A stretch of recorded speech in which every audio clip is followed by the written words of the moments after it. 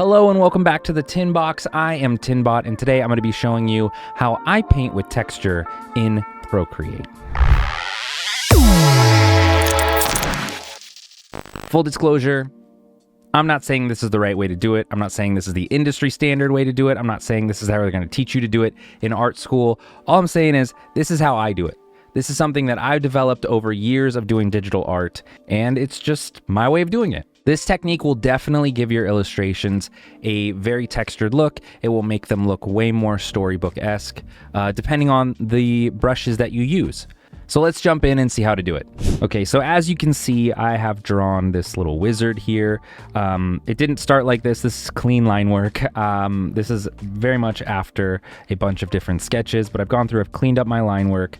And what I usually like to do is I have 3 different brushes that I use for texture. That's my 6B pencil, my charcoal stick, and my dry gouache brush, which came from another artist online that I purchased. If you look up Insecto, I'm sure you can find it, but you do not need to use these specific brushes to achieve what I'm about to show you. It just, any textured brush is going to achieve the desired look. It just depends on which one you want to use. I particularly like these because they give me that storybook aesthetic that I'm going for. So if I grab my 6B pencil and I start coloring on here, you're going to see it gives me that very, very heavily textured graphite look that we get from colored pencils or just pencils in general. And I really like that. That gives it that aesthetic that makes it look like it's really hand-drawn. It's rough. It's not, it's not smooth. It's great. I love that. And then my next one is charcoal. So charcoal is going to give me a charcoal look. Okay. So it's similar, but it's different enough to where it's still going to give me a different effect. And then my last one is gouache. So gouache is going to give me more of a painted kind of gouache look. So first thing I usually do whenever I'm starting an illustration after I finish the line work is I create a silhouette, a flat silhouette. It's one color. That's all it is, just one color, so that I can get the shape of my figure, the shape of my illustration. And what's nice about this is it allows me to use clipping masks. So I've already done that with all of my flats in here, as you can see. If I turn on all of my flats, you're going to see every single one in here has its own layer. A lot of artists will go and they'll just paint right on one layer on top of the silhouette. That is some confidence that I don't have. So I like to paint a new layer for every single flat color. Once I've completed filling in all my flats, what I like to do is go in and actually duplicate my flats layers and flatten them. And why have I duplicated them? Because if I ever need to go back, I still have them available in a folder that everything's separated out if I ever need to make a change. Because what I'm going to do with this new silhouette layer that has all of my flats in one layer is I'm going to paint all of my shadows and my highlights on top of that using clipping masks. It's a really non-destructive way of handling your layers, and it's also just a bit of peace of mind, for me at least. Now what I'm going to do is I'll do the same thing to my skull layer, and I'll just merge these two, merge down, so that I have them all in one, and I can actually take my skulls layer and move it down. What I'm going to do is I'm going to create clipping masks to create my shadows and my highlights. Now what does a clipping mask do? I will show you really quick. So let me grab a charcoal stick here, and I've started a new layer, and I'll call this new layer shadows. Okay. And let's say I start coloring in some shadows, and notice I'm really out of the lines of my illustration, right? I'm really outside of the lines. Now, a lot of people might go back with an eraser tool and erase the edges, but with a clipping mask, you don't actually have to do that, which is really nice. All you have to do is tap on your shadows layer and hit clipping mask. And what it's going to do is it's going to keep everything within the lines. So no matter where I color, it's going to stay in the lines. As you can see, my brush is going outside of the lines, but the color is staying within it. So before anything, I always choose a light source. So there's a couple things going on here. One, we have this skull that is on fire that this wizard is reaching for. So obviously this is going to be a light source because light is going to be coming out of the fire in all directions, right? So you have to keep that in mind. But I also want to add a just general light source as well. So I want my light to be coming from this direction. So now that I have that, and I know that's exactly where I want my light to be coming from, then that means all of my shadows should be on the back side of my illustration, as you can see here, right? Like all the angles and everything should match that. And we'll start with the hat for now. We'll just do the hat really quick, just so I can show you how adding shadow is going to work with this before I do everything else. And whenever I'm painting in my shadows, I want to make sure that I'm painting according to the shape of the object I'm painting to. So because this is a hat, and it looks kind of like a floppy, flimsy wizard hat, I can add in extra folds and things like that that you don't see in the line work on this wizard.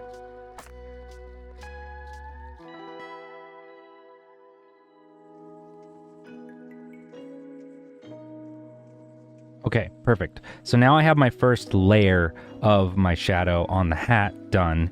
And what I do next is a little bit different. What I do next is I like to add a blending mode. So what I'll do is, because I feel like the purple is just too dark, and I obviously don't want it to be straight up purple. I want it to blend a little bit more with the original colors. So in my blending modes, which is this little N you see on the side of my shadow layer, if I tap that, you're gonna see all your blending modes come up, and I usually drop mine to overlay. And as you can see, it went from that dark purple to more of a dark green, and that's perfect. I also like to lower my opacity a little bit just to smooth it out so it's not so harsh. And there you go. There I have my first layer of shading done. And what I mean by that is literally my first layer. So I'm gonna go in, add another layer, add another clipping mask. I'll rename this to Shadow 2. And I usually do 3 layers of shadows. And what I do with this one is I'm gonna change the color to more of like a dark red. It can be some sort of other dark, either warm or cool color. And I'm gonna use charcoal stick this time. I'm a bit more liberal when I apply the charcoal stick to my shadow. It doesn't have to be as precise. Start painting a bit more in bigger areas. And it's okay if you go over other stuff, because you can go back and erase that later.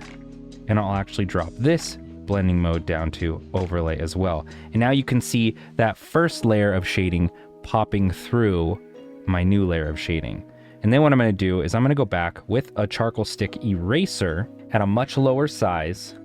And then I'm gonna go in here and start painting to make it a little bit more organic. I'm gonna start painting out some of my shadow so that we get more of these kind of folds and curls in this hat. And then I'll do the same thing. I'll lower the opacity a little bit just so it's not so harsh. And then I'll do it one more time.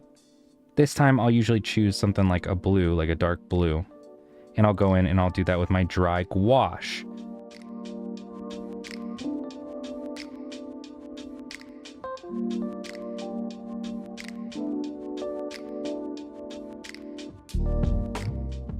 And then same thing, I'm going to go through and drop my opacity, or drop it to overlay, and then drop my opacity usually down to like 30%. So it's really, really, really hard to see that one. And as you can see, I kind of got the wood of his staff. So I would go through and clean that up just by, you know, erasing it. So I'm gonna go ahead and add the rest of this technique to the rest of the illustration before I show you guys the highlights. So let's speed up this process so we can get there. Okay, there you go. Now I've added all of my shadows to my illustration. Now I'm going to add my highlights. So here's how I add my highlights. Same thing, I'm going to start a new layer. I'm going to rename it Highlights. And I don't use as many layers for highlights as I do with shadows, because I don't think they need to be as dramatic for the most part, at least in this style of illustration. And what I like to do is I use the vintage palette a lot in Procreate, and there's this nice yellow here, this really, really light yellow that I use for my highlights. So same thing, what I'm going to do is I'm gonna use a clipping mask, and I'm gonna actually start with my charcoal stick. And what I'll do with my charcoal stick is I'm a bit more okay with painting in really large areas with my highlights to start out with, especially in a really dramatic piece like this. Like the fire is so close to his face that this area is going to be really bright. And then what I'll do is I'll use my 6B pencil to go in and add more of a subtler light to things that the light might be hitting, but more from a distance, like his staff and his fingertips, things like that.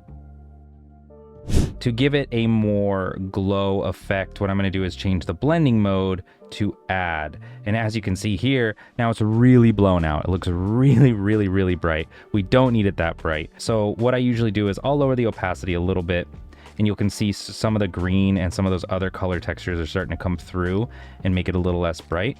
And then I'm actually going to take, again, my charcoal tool or my charcoal brush as an eraser, and I'm going to go in and do the same thing. I'm going to start painting all of these highlights out a bit so that they become more realistic. And so I don't think it would get as bright towards the top of his hat. And as you can see, just starting to paint it away. And the same thing with his hand, maybe the back of his hand might not have as much, so we can paint out some of that. And then I'll even switch maybe to my 6B pencil to erase some of these lines so that they're a bit more precise. You can see here, if we want to get some of those hair colors in there, side of his nose, all the places I don't think that light would hit as much. Okay, now same thing, what I'm going to do is I'm going to add another highlight layer, another clipping mask, but this is going to be more of a color spill because I have this nice orange that is being used in my fire here. And I want that orange to kind of spill into the glow. So I will add some of that orange in.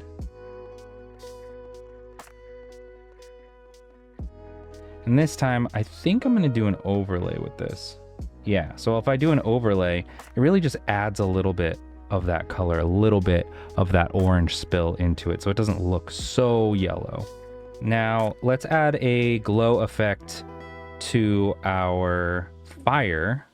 So same thing, I'm going to go back to my highlight layer and I'm going to grab my 6B pencil, and this time I'm just going to paint around my skull to give it a bit of a glow effect.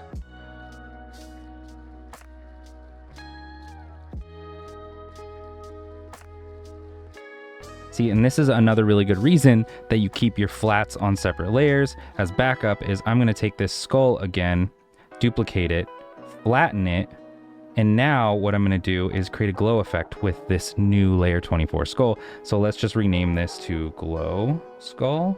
We should always be naming our layers. I'm really bad at it. I know I need to be better, but I'm practicing.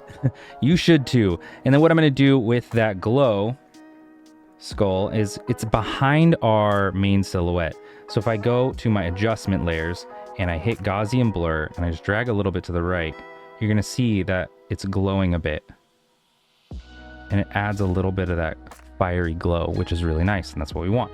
And the last thing I want to do here is add a little bit of rim light to the other side of my wizard. So I'm going to go back to my highlights layer, and I'm going to just add a little bit of a rim light behind the shadows just to give it a little bit of a pop. And you can do this with the same color. Like you could use the green of his hat. I'm just going to use the highlight color for now for this, just because I think it looks nicer. You do the same thing on the staff a little bit. But you just want to do it very subtly so that it's not super in your face. Just really, really lightly on the outside. Just something to separate that shadow from the background. Okay, so now that I have this, what I like to do is I like to go in and mess with my line work a little bit. As you can see, my line work's really, really, really dark. So what I usually do is I will select my line work, add a new layer, and I'll paint on top of it a bit. And I'll just grab my charcoal to do that, because I don't want it to be like straight up black. And the reason I'm using the charcoal is because it gives a really nice soft brush It's not something that's super harsh. So now that my main illustration is done with my highlights and shadows, I usually like to add a shape behind my figure just so that I can have some sort of background here. So I'll quickly paint one in. This can be really messy. It doesn't have to be perfect. It's just something to kind of ground the character in a scene without actually having to paint an entire scene. And then for the final touches of my illustrations, I do a couple different things to give it a retro feel. And that is all going to live within my adjustment layers. So first thing I'll do is I'll actually flatten this entire piece, not by destroying it though. So I'm going to select all of my layers that I want at the end. I'm going to group them. I'm going to duplicate them so I don't destroy them, right? And then I'm going to flatten those layers. So now I here have my final illustration. I can move that around however I want to. And then from here, what I'm going to do is I'm going to start adding some fun effects to it. So the first thing I like to do is duplicate this again, and I'm going to add a gradient map. So I will go in to here and add a gradient map. This is all really up to your taste, but I'll usually pick something that I think goes well with the illustration. So let's say I'll use this mocha one for this, and I'm going to go into my blending modes and really just find a blending mode that I feel like really fits it. Let's do soft light, and then I'll actually lower the opacity a little bit on it. And then the next thing I'm going to do is actually manipulate my original by going in to color balance. I love color balance because it lets me change the color tones of my shadows, my midtones, and my highlights. So I usually start with shadows, and I'll just push and pull these in a direction that I feel like really sets the vibe of my illustration. So I like adding a little bit more blues into this for my shadows, maybe a little bit more green, just to give it more of a vintage feel. And I do this for all my illustrations at the very end, which is really fun because it kind of manipulates my colors and it allows me to mess with the palette that I previously chose. And then after that, I'll add another wave of some retro feel to it by going to chromatic abrasion and displace. And from here, I like to actually split it a little bit. This is way too much, so I always try to get really subtle. I don't want it to be super noticeable, but I just want it to look a little off. There we go. And then my final touch is I will add noise to the overall illustration to give it that final printed feeling.